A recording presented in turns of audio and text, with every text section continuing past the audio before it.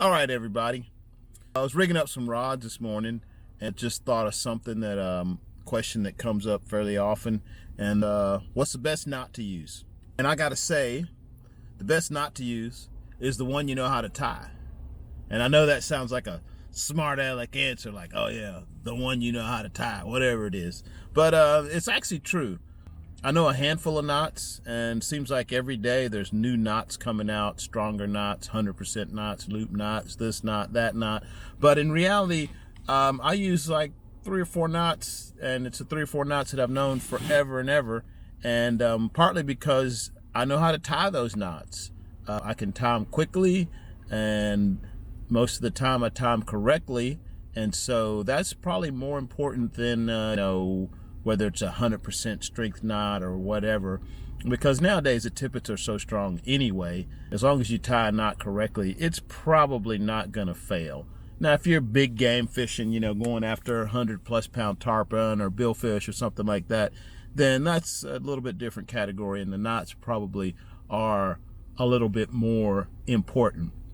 But most of your trout, most of your bass fishing, inshore fish, the tippets are so strong now, a lot of times you're going to straighten out the hook before that knot breaks. So what's my favorite knot, or what do I think is the best knot?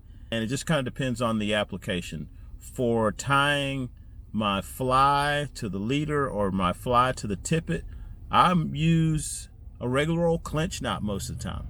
I mean, and it's the same clinch knot I've been tying since I was a 12-year-old kid, throwing my Daiwa Millionaire bait caster out there. I learned that knot. I can tie that knot quickly. I can pretty much tie that knot with my eyes closed, and I don't use very much tippet when I tie it, and it's a pretty strong knot. The next knot, moving up the leader, would be some knot to tie leader to tippet. I use a surgeon's knot.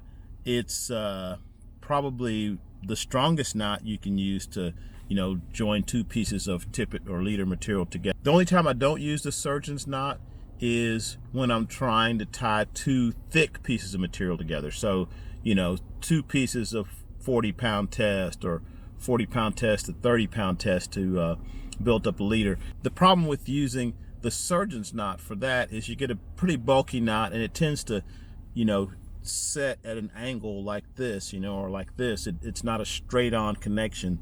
So in those situations, I do use a blood knot, and I don't use a blood knot to tie anything, say, smaller than OX together. But if I'm tying, 30, 40-pound material, joining 2 sections maybe to make a tapered leader, I'll use the blood knot for that.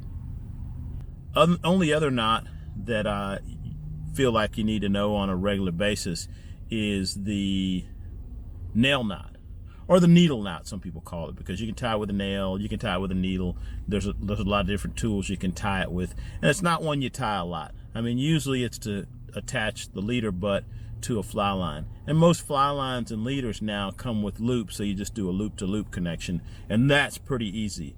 But occasionally, you'll want to attach a piece of butt section, a line that doesn't have a loop on it. Usually what I'll do is tie the butt section on with the nail knot, put a loop on that, and then I can loop my leaders on. But occasionally I want to maybe build a leader, or you're out in the field and you don't have another leader with a loop on it, and you just broke your loop off your fly line. So the nail knot is a good one to do that with. And you can tie it with a nail or a toothpick, but it's much easier with a nail knot tool or a big needle. A big needle works really well. And I won't go into the details of how to tie it, how to tie the nail knot, how to tie the blood knot. There's great tutorials online all over the place.